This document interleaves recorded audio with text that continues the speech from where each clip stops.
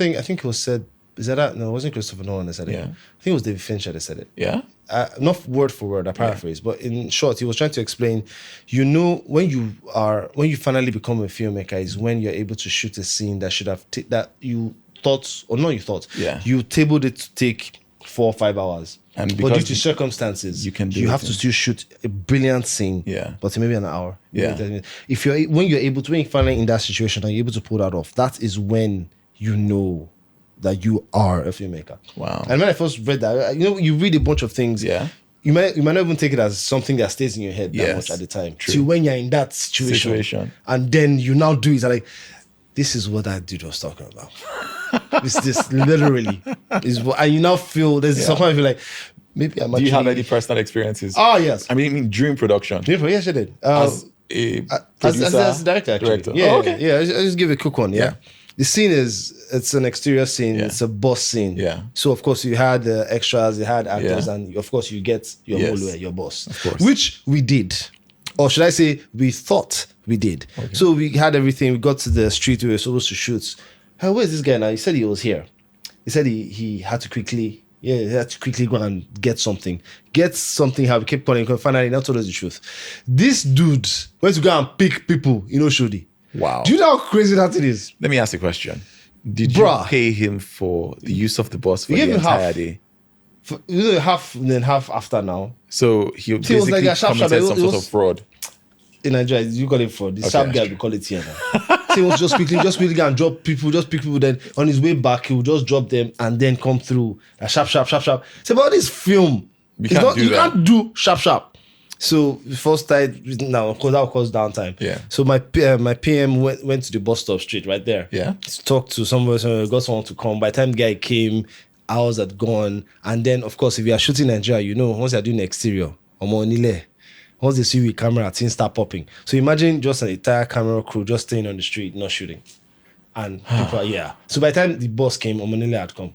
I hear you. So we have to do this thing where the PM and maybe like the P and the PC handling the Omonile people.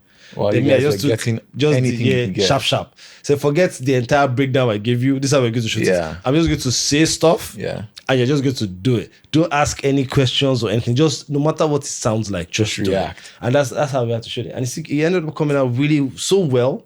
Now when I just put that only scene online as a gift to the actor that was in the scene. Oh, okay. And to date, as you get calls from like, bro, this they like the scene. Yeah. That's really cool. And it just blows my mind that something I thought I wasn't ready for. Yeah. That entire sequence, that entire experience really told me that, you can do this. That's really cool. Yeah. One incident I can think of is when we finished principal photography for What Lies Within. So what happened is we got to edit, which we'll get to in a bit. And then we found out that we had to basically go back on set to film some pickup shots. And we had no money.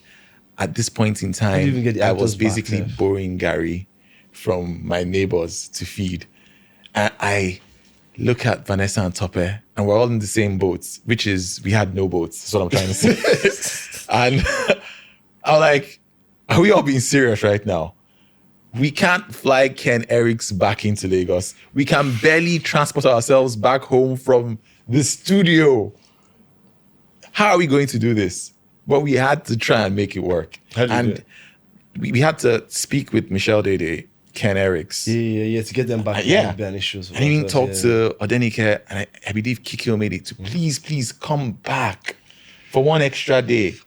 And they're all beautiful souls. Beautiful souls. Difficult conversation. And it is. Yeah. But when we were able to muster up the courage to do it, they all agreed to come back. They must have liked the project. And okay, Ozeshi, if I'm being honest. I really liked the project then. And he came back and we pulled it off.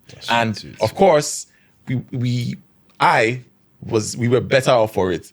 And because initially I was against the idea, but when I saw what came out of it, I was so grateful that we did. Okay, something similar that happened with me too, actually. Oh, okay. And for the exact same reasons. There's no money. Money has finished. I can't go and meet the investor for anything anymore.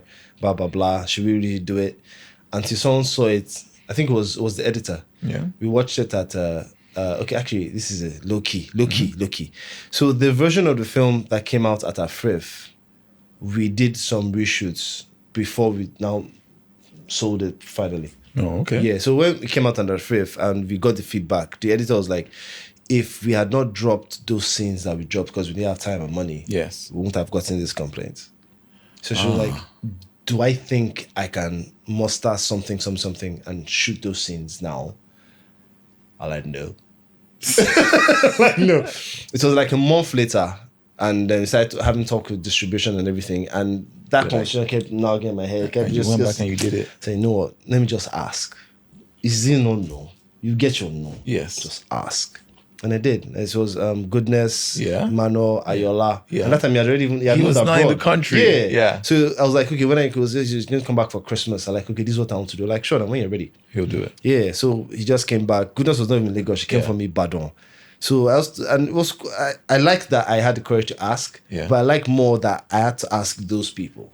Because they didn't have to say yes. True. They weren't getting anything extra. It was literally just them being kind. So yeah, shout out to Ayola and Goodness for coming through. Love you guys. Beautiful people. Thank you for watching. Thank you, man. You guys got to the end. Please like, subscribe, and share. And remember to turn on your notifications. Yes, so you don't miss our next videos because it's going to be dope. Save, guys.